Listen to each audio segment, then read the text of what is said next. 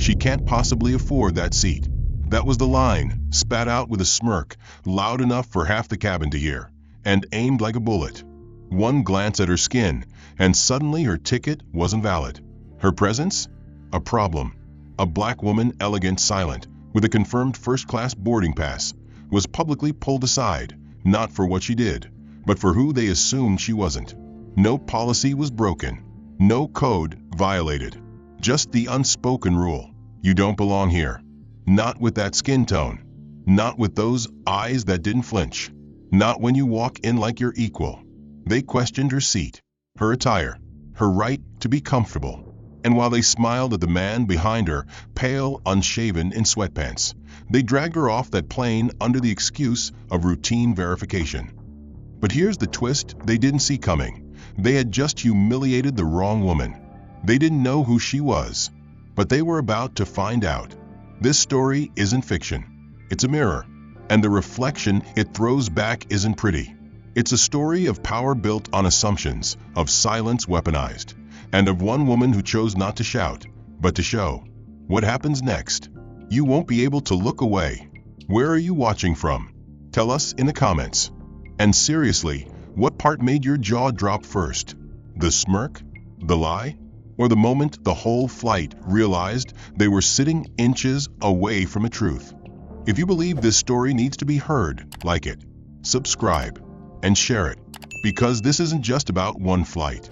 It's about every room where someone is told, without a word, you don't belong. Let's change that, one story at a time. Zara Bennett stood in the sleek terminal of JFK International Airport, her fingers wrapped around the handle of a tan carry-on, posture poised, her movements fluid and composed. She had just finished her studies at Oxford and was finally returning home to New York, a long-anticipated reunion with her father and a well-deserved break after 2 years abroad. Dressed in a fitted cream blouse, tailored beige trousers, and a pair of clean, minimalist white sneakers, Zara looked effortlessly elegant, embodying both class and comfort. But in the eyes of the wrong person, those very sneakers would mark her as unfit for the premium experience. The morning rush surrounded her, rolling luggage, beeping carts, and the occasional boarding call echoing overhead. Her first-class boarding pass was already clutched in her hand as she approached gate C-17. The plane parked outside was one of her father's fleet, bearing the Bennett Air insignia. Few knew the truth, that the young woman boarding today wasn't just another passenger. She was the daughter of the airline's founder. Zara, however, had never been interested in special treatment. She valued humility over privilege. She walked confidently into the first-class boarding line, quietly replying to her father's latest message, "Boarding now. See you soon." At the head of a line stood Claudia Harper, a sharply dressed flight attendant in her mid-50s, who had worked for the airline longer than many of its junior pilots had been alive. Claudia's uniform was pristine, her posture rigid, her judgment razor-sharp. She had seen thousands of passengers come and go, but something about Zara instantly triggered her radar. A young black woman traveling alone, dressed in sneakers? Claudia's smile was tight and thin as she extended her hand to receive Zara's boarding pass. Zara offered it with a polite smile. C2A. Claudia glanced at the ticket, then at Zara's outfit. Her eyes lingered on the sneakers, an unforgivable offense in her mind. She didn't respond right away, instead typing something into her terminal with unnecessary deliberation. Then, without warning, she looked up and said calmly, "Miss, I'm afraid we have a dress code for our first-class cabin. Sneakers and casual wear aren't appropriate for the premium section." Zara blinked, stunned. "Excuse me? This is a confirmed first-class ticket." "Yes," Claudia replied, voice pleasant but clipped. "But we do expect our premium passengers to maintain a certain standard. You may need to be reseated in Economy Plus." Zara's voice remained calm but firm. "There's no published dress code stating that sneakers are disallowed." Claudia smiled tightly. "Some things don't need to be published, dear. They're understood." As Claudia paused for effect, she casually angled her body away from the counter and, without anyone noticing, slipped her phone up and snapped a quick photo of Zara. With a few taps, the image was sent to the airline's internal crew chat. Behind Zara, The line of passengers continued boarding. An older white gentleman in a suit and polished leather shoes approached next. "Welcome aboard, Mr. Andrews," Claudia said with a chirpy tone and a warm smile, the kind that had been missing just moments before. Zara, still standing there, heard the shift in tone. The bias wasn't subtle, it was deliberate. "I'd like to speak to your supervisor," Zara said quietly. "I'm sure that won't be necessary," Claudia replied, her tone icing over. "I'm just trying to maintain the standards of the airline." Zara met her gaze without flinching. "And you believe I don't meet them because I'm wearing sneakers?" Claudia gave a condescending laugh. "I didn't say that." "No," Zara said, voice calm but cutting. "You didn't have to." Meanwhile, in the staff group chat, reactions to Claudia's post continued to trickle in. One crew member wrote, "Another one thinking first class is a community raffle prize." Another chimed in, "Hope she knows how to handle turbulence in coach." Zara, still oblivious to the mocking messages, kept her composure. The humiliation was quiet, institutional, and practiced. She knew better than to lash out. Her father's voice echoed in her memory. "Let them underestimate you. They always do. Just let your presence correct them." After a few tense moments, and a call to a supervisor who confirmed her booking was, in fact, legitimate, Claudia reluctantly stepped aside. "You may board," she said, her words barely concealing her annoyance. The air smelled faintly of citrus and leather, the seats wide and welcoming, and ambient lighting softened the space into a sanctuary of quiet elegance. But even that carefully designed comfort couldn't drown out the humiliation she'd just endured at the gate. Still, she composed herself, lifted her chin, and rolled her carry-on toward seat 2A, her boarding pass still gripped tightly in her hand, as though it were proof not just of her reservation, but of her right to be there. She placed her bag into the overhead bin and sat down, carefully smoothing the crease in her trousers, determined not to let a single thread of frustration show. Across the aisle, a man in a gray blazer gave her a quick glance before returning to his tablet. No smiles, no warmth, just the familiar suspicion Zara had grown used to seeing in places she supposedly belonged. A moment later, Claudia appeared again, walking down the aisle with the posture of someone on a mission. She stopped at Zara's row, her expression unreadable, but her tone sharpened with false politeness. "Excuse me again, Miss Bennett," she said, standing just slightly too close. "Before we take off, I just want to double-check something about your seat assignment." Zara looked up calmly. "As I said before, 2A was confirmed." Claudia smiled thinly. "Yes, of course, but sometimes we get special ticketing cases, promotional upgrades, contest winners, guest seating. Are you absolutely certain this seat wasn't a complimentary arrangement?" The words landed like cold water. Zara stared at her. "Are you asking if I paid for this seat?" Claudia shrugged as if the question were routine. "I'm just verifying. We had a case like this last week where a seat was booked through a loyalty program on behalf of someone else, and it turned out to be a clerical error." Zara's voice dropped to a measured firmness. "No, there's no error. My father purchased this seat for me directly through the airline." Claudia's expression faltered for a split second, but she quickly recovered. "Of course. Just making sure. We have to be thorough, especially in first class." The implication in her words was louder than the words themselves. At that exact moment, a junior flight attendant, Kristen, approached from the rear of the cabin with a bright smile and a clipboard in hand. She paused near seat 3C, where a middle-aged white man in casual jeans and a Patagonia jacket had just begun settling into his economy plus seat. "Mr. Reynolds?" she asked. He looked up. "Yes." Kristen smiled. "We've just had a premium seat become available, and we'd like to offer you a complimentary upgrade to first class today." His eyes lit up with surprise. "Really? That's fantastic." He rose quickly, grabbing his backpack. Kristen guided him to the empty seat right beside Zara's, 2B, and helped stow his belongings. Claudia stood nearby, offering a congratulatory smile, her earlier skepticism nowhere in sight. Zara watched the entire exchange, her gaze steady, her breath measured. No one had questioned his ticket. No one had asked if his presence in the front cabin had been the result of a contest or corporate favor. She wondered how many people had witnessed that same silent equation playing out, who looked like they belonged, and who had to prove it. Mr. Reynolds, now seated comfortably beside Zara, turned and offered an odd, "Lucky day, huh?"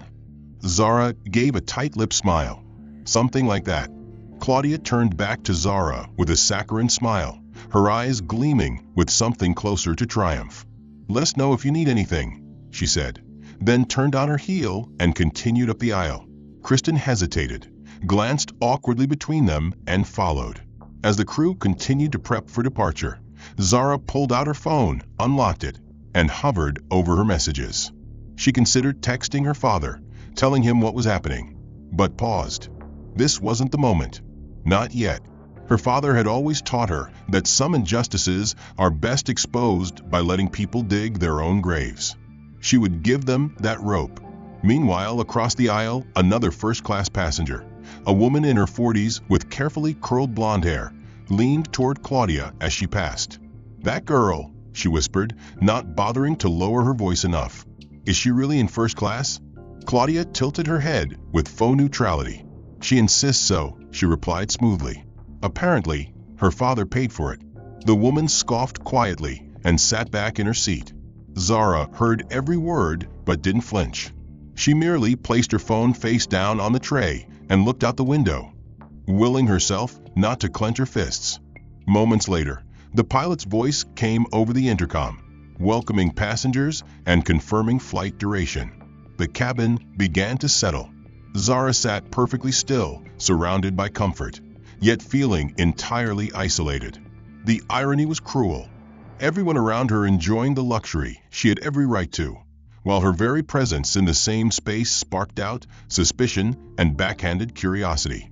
She could hear quiet laughter from across the aisle, could feel the occasional glance still drifting toward her, as if her presence in seat 2A needed constant justification. She was used to it, too used to it, but that didn't dull the weight of it. Moments later, a small commotion broke the ambient stillness of the first-class cabin. A young girl, maybe 7 or 8 years old, seated with her parents just one row ahead, had accidentally knocked over her orange juice while trying to reach for her coloring book. The glass tipped, liquid spilling across the table and dripping onto the carpet. Her mother gasped, her voice filled with surprise but not anger, and the child immediately apologized, her voice small and worried. Claudia appeared almost instantly, kneeling beside the little girl with astonishing grace and urgency. "Oh, sweetie, it's okay," she cooed, already pulling out a cloth from her service pouch. "Don't worry about a thing. Accidents happen."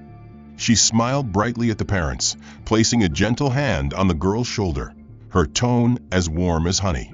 "We'll have this cleaned up in no time, all right? You just focus on having a fun flight, sweetheart." The mother smiled appreciatively and patted her daughter's hand. "Thank you so much. We didn't mean to cause trouble." Claudia shook her head, waving it off with a theatrical laugh. "Trouble? Not at all. This is what I'm here for." Zara watched the scene unfold with a tight chest. She wasn't angry at the girl or her parents. They had done nothing wrong. But the contrast was jarring. Claudia, who had interrogated her over sneakers, who had taken her photo without permission and mocked her in a private chat, now moved like a guardian angel at the slightest discomfort of her white passengers. The difference in energy was unmistakable, unignorable. Less than 10 minutes later, while Claudia was wiping the carpet and another attendant fetched fresh linens, Zara unwrapped a protein bar from her tote bag. She hadn't had time to eat earlier and needed something before the in-flight meal.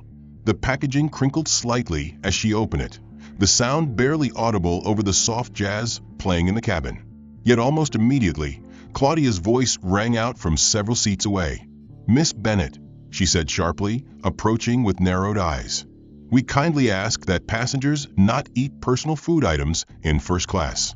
It disrupts the environment for others." Zara looked up, surprised.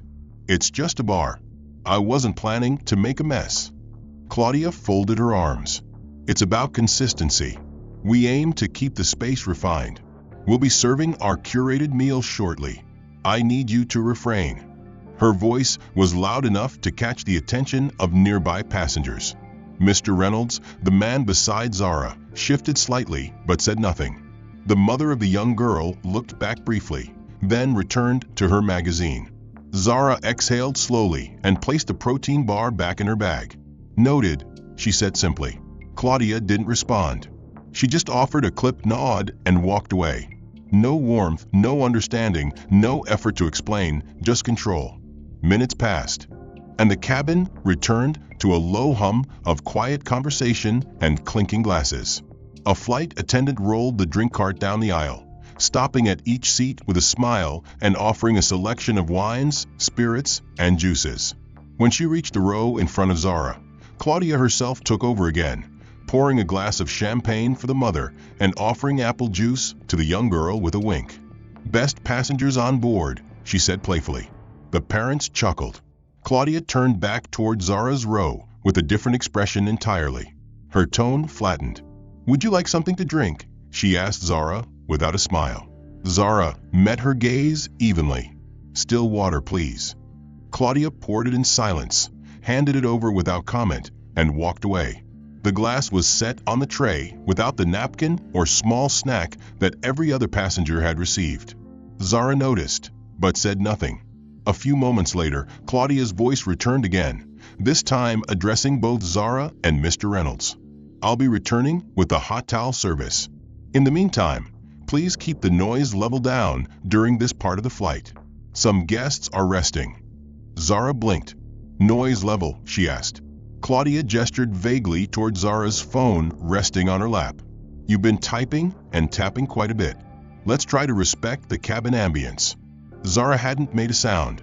Her phone had been on silent, her screen dimmed. She had been quietly writing notes to herself.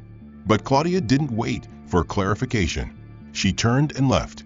Mr. Reynolds finally cleared his throat. "You weren't making any noise," he said awkwardly. Zara looked at him. "I know." He hesitated, then returned to his reading, clearly uncomfortable, but unwilling to press further. Zara sat in her seat, her fingers motionless against her phone's screen now, her water untouched on the tray beside her. She could feel the judgment still hanging in the air, not because anyone was staring, most weren't, but because the people who had witnessed Claudia's remarks earlier had absorbed them and done nothing. Silence in moments like this was its own form of agreement.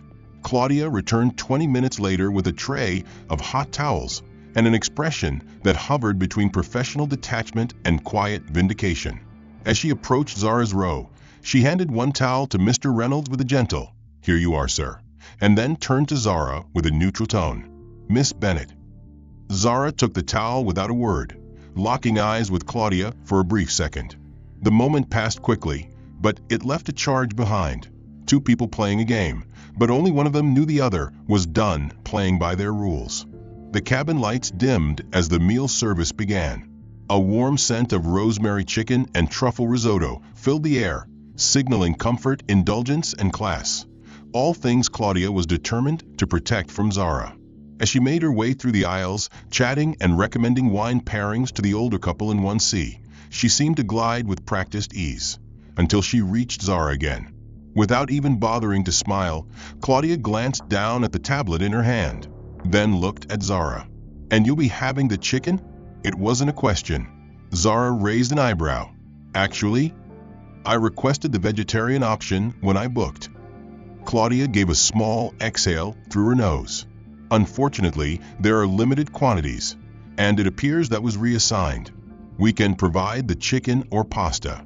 Her voice was smooth, but there was a faint edge, just sharp enough to cut, not enough to bleed. "Pasta's fine," Zara replied calmly. "Excellent," Claudia said, not bothering to write it down.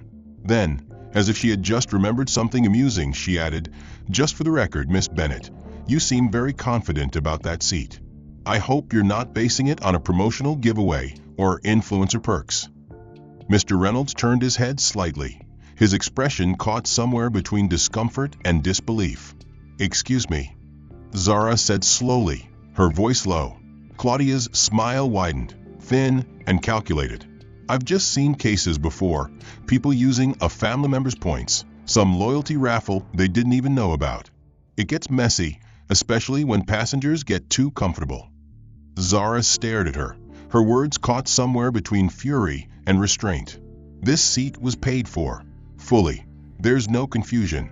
Claudia gave a patronizing nod. Of course. Just making conversation. But it wasn't conversation. It was strategy. Public humiliation disguised as casual inquiry. The implication had been dropped in front of a cabin full of spectators, loud enough to be heard by anyone who cared to listen, subtle enough to be defended as innocent curiosity if challenged. 2 rows back, a man with a buzz cut and designer tracksuit leaned into the aisle, pulling out his phone under the guise of checking a notification. He angled it carefully, subtly filming Zara as she sat in silence, her body still but her expression unreadable. A few moments passed, then a quiet click. The man opened TikTok, added the caption, "Black privilege on display. When your sneakers get you first class." Back in seat 2A, Zara remained unaware for now. Kristen, the junior flight attendant, approached Zara's row carrying the pasta dish and noticed the lingering tension immediately. She glanced at Claudia, then back at Zara, clearly unsure whether to speak. "Your meal, Miss Bennett," she said softly. Zara accepted it with a simple thank you, offering no emotion. Mr. Reynolds looked over briefly and muttered that was out of line, but his voice lacked the volume or conviction to matter. Claudia, meanwhile, disappeared into the galley with an air of smug satisfaction, her dominance re-established in her mind. What she didn't know was that this very tactic, the subtle public questioning, the veiled doubt, had crossed a line Zara had been silently tolerating for far too long. As the meal service continued and wine was poured into long-stemmed glasses, Zara turned to look out the window again, but this time her thoughts weren't drifting. They were calculating. Around her, first-class passengers leaned into their plush seats, immersed in idle chatter and red wine, but the energy in her row remained different, more alert, more fragile. The atmosphere was no longer simply awkward. It had morphed into something heavier, a quiet awareness that what had unfolded wasn't just an uncomfortable encounter, but a clear display of targeted disrespect. Kristen, the young flight attendant who had been assisting Zara with a nervous but sincere demeanor, lingered near the galley with hesitant eyes. She glanced once, then twice toward Zara's seat, her expression caught between empathy and fear. The video posted to TikTok minutes earlier was already beginning to make the rounds in certain travel groups and private discords, and though Kristen hadn't seen it yet, she felt the weight of the scene. After all, she had witnessed every slight, every unnecessary question, and she had served that pasta dish knowing full well it wasn't what Zara had requested. Kristen stepped forward, quietly approaching Claudia near the beverage station, her voice barely above a whisper. "Claudia, I think we should ease up a little," she said, trying to sound helpful, not accusatory. "She hasn't done anything wrong." Claudia turned to her, slow and deliberate, her lips pressed into a thin line before curving upward into a smile that never reached her eyes. "Kristen," she said calmly, though her tone carried an unmistakable warning, "you're still on probation, right?" Kristen blinked. "Yes, but..." Claudia leaned in, her voice now a razor behind the sweetness. "Then I'd advise you to focus on your assigned aisle and not question how I manage the cabin. You want to keep this job, don't you?" Kristen's throat tightened. "Of course." Claudia straightened her uniform and added, "Good. Then stay in your lane, literally and professionally." With that, she turned back to the main cabin as if nothing had happened, her heels clicking confidently down the aisle. Back in seat 2A, Zara continued to look calm, but her mind was racing. She had caught the exchange between Claudia and Kristen in the reflection of her screen, even without hearing the words. She saw the body language, the fear, the retreat. It was the same fear that had kept every passenger around her silent. But cracks were forming. A few rows ahead, an older white gentleman named Mr. Whitaker, dressed in a blazer and khakis, had watched every interaction with growing discomfort. He had boarded the plane with the calm ease of someone used to flying first class, but now he couldn't shake the unease. He cleared his throat and waited until Claudia walked past again before stopping her with a tentative hand gesture. "Excuse me," he said gently. Claudia turned with her usual practiced smile. "Yes, Mr. Whitaker." He glanced toward Zara, then back to Claudia. "That young lady, she showed her ticket, didn't she?" Claudia didn't flinch. She did. He hesitated. Then, is it possible that she really does belong in that seat? That maybe there's been a misunderstanding? Claudia's smile never faltered, but her eyes turned icy. "I've been doing this job for 23 years, sir," she said coolly. "I know how to spot a ticket that doesn't match the passenger." Mr. Whitaker blinked at the phrasing. "But if the pass says 2A, Claudia cut him off with a subtle shift of her tone, transforming her smile into something heavier. "Some passengers think having the pass is enough. But first class is about more than paper. It's about knowing the environment, how to carry yourself. That's something you can't print on a boarding ticket." Her meaning wasn't lost on him. Whitaker nodded slowly, but the look in his eyes had shifted from unsure to disturbed. He said nothing more, yet his gaze lingered on Zara, and this time it wasn't with suspicion. It was with quiet remorse. Claudia turned and resumed her duties, her facade intact, but she didn't notice the small shift in the cabin, the subtle but growing discomfort in the people around her. They weren't speaking up, not yet, but the question had been asked. The doubt had been introduced. Kristen stood at the curtain dividing first and economy, gripping the edge with widening knuckles, clearly wrestling with something she wanted to say but couldn't. The silence wasn't just complicity now, it was survival. As she strode confidently toward the front of the first-class cabin, her steps echoed with a kind of triumphant certainty. She had silenced the young attendant, dismissed the elderly passenger's concerns, and kept Zara boxed into her seat with a web of politeness weaponized as control. Now, all she had to do was lock the narrative. With a practiced smile and her uniform perfectly in place, Claudia picked up the cabin mic near the galley and clicked it on. Her voice, clear and composed, cut through the low hum of the aircraft. "Ladies and gentlemen, we appreciate your patience as we complete final checks before departure. We've had a minor delay due to seating clarifications. Some passengers appear to be unfamiliar with their assigned locations. Thank you for your understanding." She released the mic with a satisfied click and returned it to the holder, never once looking toward Zara's row, even as several passengers exchanged curious glances and hushed whispers rippled through the aisle. Zara sat perfectly still, her jaw clenched slightly as Claudia's announcement echoed in her ears. She had expected disrespect, had endured doubt, but this public insinuation that she had confused her seat, that she was the cause of delay, that she didn't belong, was a level of condescension so bold, it bordered on theatrical. She glanced around the cabin and caught the eyes of Mr. Whitaker, who looked down quickly, ashamed. Even Kristen's head was bowed near the beverage cart, her expression tight with unease. No one spoke. No one objected. And that silence gave Claudia power. A few minutes later, as the last of the coach passengers boarded, two men in suits, uniformed gate agents, entered the cabin quietly. They exchanged a few words with Claudia near the front, glancing subtly toward Zara's seat. Claudia nodded, gesturing discreetly in Zara's direction. One of the agents approached her row and leaned down slightly. "Miss Bennett," he said in a low tone, "we're going to need you to step off the aircraft with us for just a moment. There's been some discrepancy regarding your boarding details. It won't take long." Zara blinked slowly, processing the command. She kept her tone even. "My boarding pass is valid. I've been in this seat for over an hour." The agent softened his voice, attempting civility. "It's just a brief verification, ma'am. We'll get you right back on." Claudia stood behind them, arms crossed, eyes gleaming with triumph. Mr. Reynolds, seated next to Zara, shifted awkwardly but said nothing. No one did.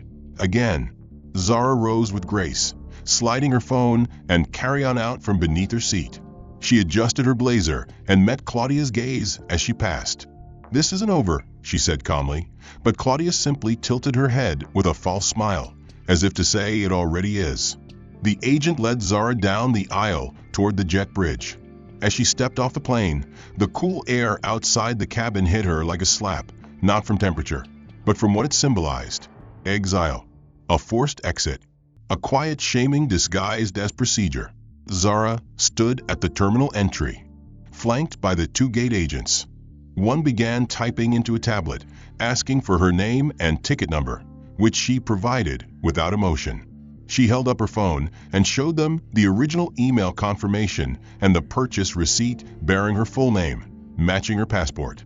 The agent read it, nodded, and confirmed, "This is completely valid." She asked, "Then why was I removed?" The agent glanced uncomfortably toward the plane. There was an internal flag. "We were just following protocol." Zara raised an eyebrow. "Whose protocol?" He had no answer. At that moment, the gate attendant's radio buzzed. "Cabin secure. Closed doors." The agent hesitated. "Wait, Miss Bennett hasn't reboarded." But the command repeated. "Doors closing now. Flight must push." Before Zara could react, she turned and looked down the glass jet bridge toward the aircraft. The heavy cabin door sealed shut with a final mechanical hiss. The plane, her flight, was leaving without her. Not because she was late, not because she posed a threat, but because someone had decided her presence didn't fit the image of who belonged in 2A. Zara stood silently as the gate crew began to walk away, already shifting to prepare for another flight. She didn't argue. She didn't yell. She simply pulled out her phone, opened her contacts, and tapped on one name: Leonard Hayes, her father's global operations director. The call rang once before connecting. "Leonard," she said, her voice steady. "Claudia Harper just had me removed from my father's plane." "Yes, that Claudia." "Yes, without cause." Her calm hadn't cracked, not when Claudia smirked as the doors closed, not when the gate agents averted their eyes. But now, the time for endurance was over. It was time for precision. She stepped to the side of the terminal, scanning briefly for cameras. There were always cameras in places like this, and found exactly what she expected. A news crew across the way, setting up a lightweight rig near another gate, likely covering holiday travel patterns. Perfect. She adjusted her collar, pulled her phone from her blazer pocket, turned slightly toward the lens, and pressed call on the contact labeled Dad. The line rang once. Then, "Zara," came the low, steady voice of Victor Bennett, a man whose calm was both legendary and lethal. "Hi, Dad," she said, her voice poised but deliberately audible, knowing microphones were catching her every word. "I've just been removed from one of your aircrafts." Again. A pause. "Apparently, I didn't look the part. First class was too premium for sneakers and brown skin today." She turned ever so slightly, letting her voice carry into the space around her. One of the cameramen glanced up. Curiosity instantly sparked. "They shut the door, Dad. Told me it was a brief verification, and then left me behind." She lowered her voice slightly, still within range of the nearby mic. "Yes, Claudia Harper. The lead. I have a full timeline for you. Boarding, public announcements, passenger witnesses, internal escalation. Everything's on record." The cameraman was fully alert now, whispering to his reporter. Zara's posture was impeccable, her expression unreadable, like the calm before a lawsuit. Victor's voice deepened on the line. "Do not move. We're redirecting the aircraft. I'll handle Claudia myself." Zara ended the call, slipped her phone back into her jacket, then turned toward the crew across the hall and offered a polite nod. "In case you're looking for a real travel story," she said, "you might want to check on Flight 847 to Geneva. Seems their owner's daughter just got denied boarding. Might raise some questions." She didn't wait for a response. She knew they'd follow. And they did. Within minutes, footage of Zara's poised phone call and controlled fury had begun circulating on social media. A video titled "Black Woman Kicked Off Her Own Airline" began gaining traction on Twitter, TikTok, and Instagram. The comments exploded. "Wait, she owns the airline. Victor Bennett's daughter? That's next level dumb. Claudia is done." Back on the plane, 30,000 feet in the air, Claudia poured a glass of red wine for the woman in 1A, still basking in the glow of her perceived authority. She hadn't seen the shift yet. Not yet. But it was coming. Kristen, meanwhile, sat stiffly in the galley, staring at the passenger manifest again, her gut twisting. Something about all of this didn't feel right. She had just worked up the courage to reopen the crew chat and search Zara's name when a ding came through the airline's encrypted crew app. "Urgent. Do not engage code level 1 escalation. Victor Bennett / Zara Bennett / Flight 847. Kristen's eyes widened. Her fingers trembled as she clicked into the file and saw the attached employee profile. Victor Bennett, founder and CEO of Bennett Air. Beside it, a family photo, Victor, his wife, and Zara, smiling in a blazer on the tarmac beside one of their jets. It was unmistakable. Claudia had removed not just a first-class passenger, but the daughter of the man who owned every aircraft they touched. At that same moment, Claudia's service tablet vibrated with a sharp, high-priority alert. She tapped it lazily, still wearing her thin smile, until the screen loaded and her expression faltered. Bennett family. Executive access level do not remove. Immediate report required. Her brow furrowed. She scrolled down and her face paled. She read it again, then again, as if trying to change the letters by force of will. She looked over her shoulder, then slowly turned toward Kristen, who was already staring at her with eyes wide as saucers. "Claudia," Kristen said, her voice tight with disbelief. That was the CEO's daughter. The wine glass Claudia had just placed down vibrated slightly in her hand. "That's not possible," she muttered, reaching for her headset. "That can't, why wouldn't she say?" Her voice trailed off, lost in the weight of her mistake. Kristen answered, her tone sharper than before. The crew tablet she had previously used to cross-check beverage preferences and seating charts now displayed a stark warning. A digital reminder that the woman she had humiliated and pushed off the flight was not only a first-class passenger, but the daughter of the man who signed her paychecks. Kristen watched her with a complex expression, somewhere between disbelief and reluctant vindication. Claudia, who had so confidently declared Zara's attire inappropriate and her seat a mistake, now seemed to shrink beneath the weight of her misjudgment. "Give me the captain," Claudia said again, this time her voice small, almost pleading. But it was already too late. Back in the terminal, Zara stood at gate C-17 flanked by two sharply dressed men, neither of whom wore the standard Navy suits of Bennett Air crew. These men were from corporate. The taller of the two, Julia Knox, Director of Global Communications for Bennett Air, spoke quickly into an earpiece while simultaneously tapping commands into his phone. The second, Maurice Chun from Risk and Legal Affairs, stood beside Zara with the silent gravitas of someone preparing to contain a wildfire. Zara remained composed, watching the final alerts ping across her own device. News headlines were already updating in real time. CEO's daughter removed from own airline passenger profiling alleged. Hashtag Zara Bennett trends after alleged first-class discrimination. Bennett Air under scrutiny. The video of her calm call to Victor, taken by the airport news crew and now circulating globally, had reached over 3 million views within 45 minutes. Zara didn't smile. She didn't smirk.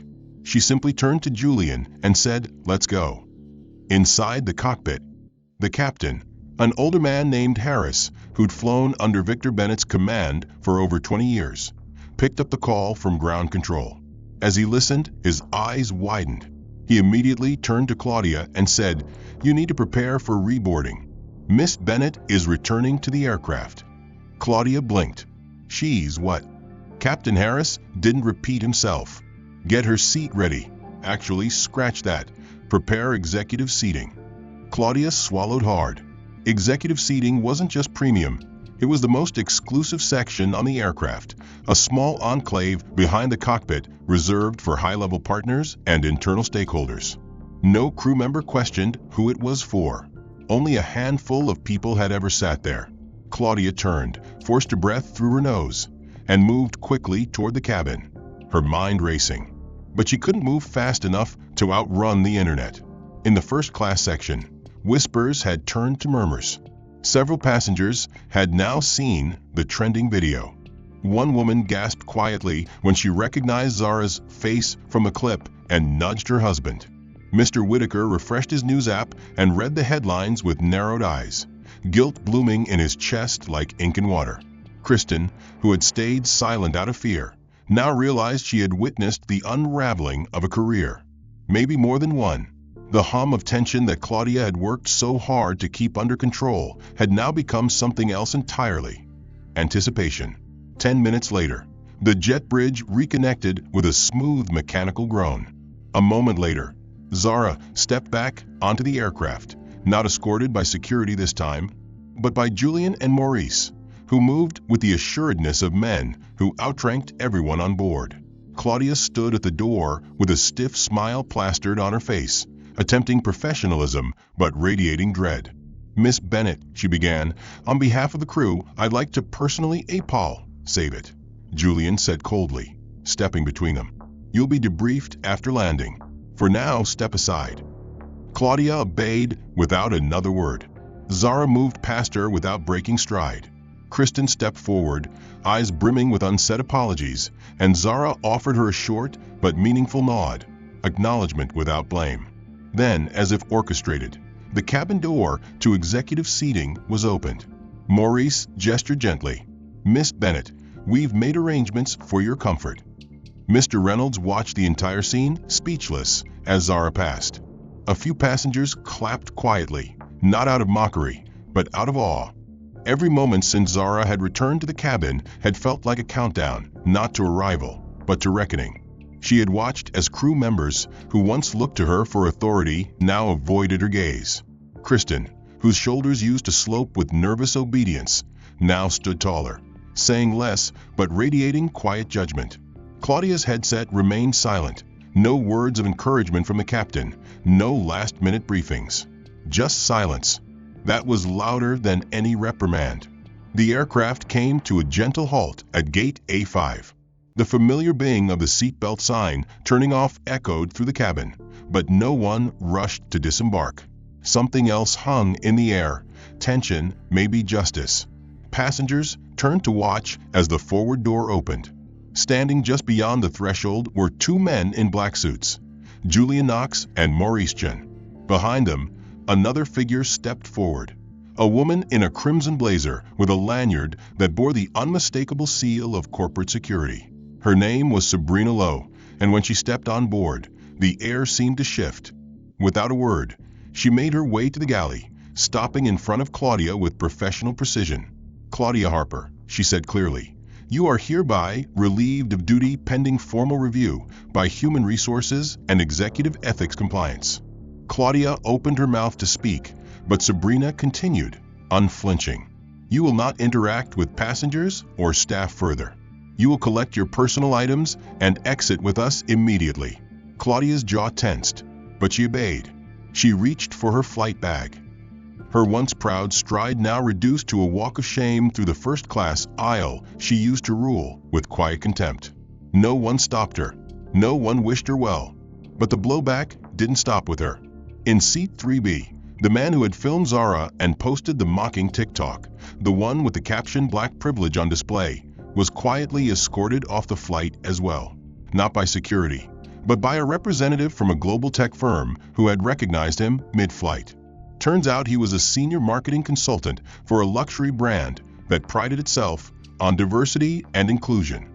A passenger 2 rows back, who worked in PR, had already sent screenshots of the video to his company's press office. By the time he reached baggage claim, his company had suspended him pending investigation. His phone buzzed with dozens of unread messages and missed calls, his reputation collapsing as fast as Claudia's had. Even Mr. Whitaker, the older man who had cautiously tried to raise a question but ultimately said nothing when it mattered most, found his name dragged online, not for what he did, but for what he didn't. In the age of accountability, silence was no longer neutral. A college student seated behind him had recognized him as a guest lecturer at a prominent university and had tweeted, "This is the man who teaches ethics and leadership," and he watched all of this go down without a word. The post exploded. Alumni demanded answers. Sponsors asked questions. Zara exited the aircraft last, not by necessity, but by choice. She walked slowly down the jet bridge, Julian at her side, cameras waiting discreetly beyond the gates. Reporters didn't shout. This wasn't a scandal, it was a statement. Zara had become a symbol not just of quiet resistance, but of what happens when privilege underestimates power rooted in silence, integrity, and timing. Outside, a car waited. Not a limo, not a cavalcade, just a sleek, discreet sedan driven by a Bennett Air liaison. Weeks passed. The firestorm that had erupted around Flight 847 gradually dimmed, but its impact rippled far beyond headlines and hashtags. In the quiet aftermath, beneath the noise of trending topics and viral outrage, something deeper began to shift. Conversations that had once been whispered now took center stage. Corporate town halls were scheduled. Training protocols were rewritten. Internal policies across multiple airlines were publicly audited. But among the most unexpected changes came from the woman who had once stood at the front of first class with her back straight and her eyes sharp, convinced that her authority was unshakable. Claudia Harper reemerged not in a press release, not in a carefully worded statement, but on stage at a live-streamed symposium titled Unlearning Bias. The faces behind the curtain. She stood behind a simple podium, no uniform, no badge, only a modest navy dress, and the unmistakable vulnerability of someone finally confronting herself. Her voice, once clipped and commanding, was now fragile. "For 20 years, she began, I thought I was just doing my job. I believed I was protecting the standard. But I see now that the standard I was protecting was built on assumptions I never questioned, assumptions that hurt people." She paused, her hands trembling slightly as she gripped the sides of the podium. When I looked at Zara Bennett, I didn't see a first-class passenger. I didn't see a brilliant, accomplished young woman.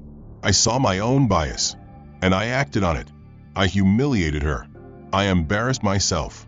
And worst of all, I upheld a system that tells women like her they don't belong, even when they do. Her voice cracked then, and she didn't try to hide it. I reviewed that flight over and over in my head. The looks I gave, the words I used, the way I turned a routine trip into a public trial. I didn't realize I was the problem, but I do now. And I'm sorry. To her. To every passenger I made feel small. To the crew I silenced. I am so deeply sorry. The room, filled with airline professionals, corporate leaders, and young trainees, sat in stunned silence.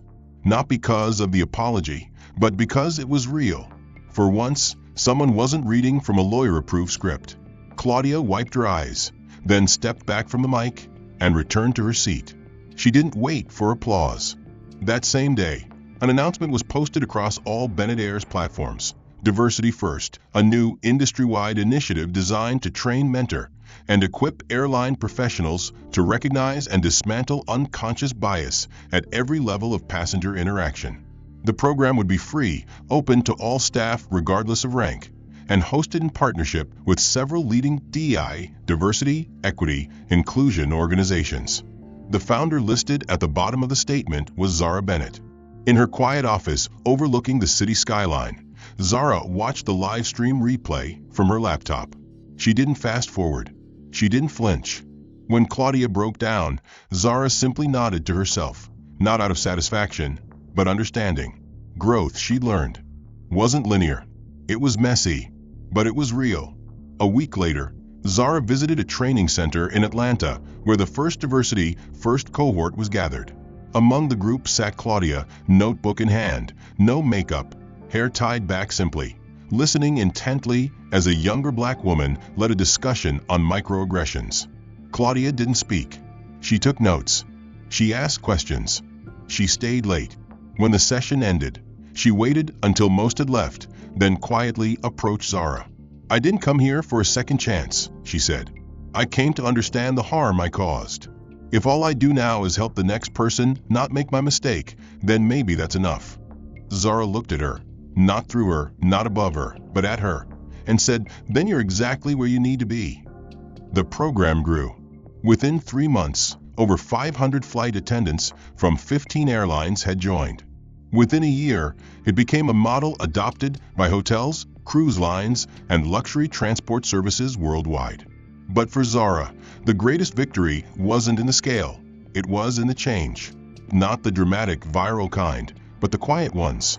The awkward apology from a colleague. The first time a new hire asked, "What's the right way to handle this?" The moment someone caught their own bias before acting on it. That was justice. Not just punishment, but transformation.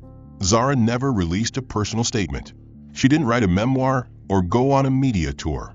She let her work speak. And quietly, across the industry, it did. One seat at a time. The end. Before you go, we'd love to hear your thoughts. What part of this story hit you the hardest? Was it the moment Zara made that call, or when the truth finally unraveled at 30,000 feet? Let us know in the comments below, and don't forget to mention where in the world you're watching from. If you found this story powerful, inspiring, or eye-opening, consider hitting that like button and subscribing for more gripping, real-world dramas that shine a light on truth, justice, and redemption. Your support helps us keep telling stories that matter.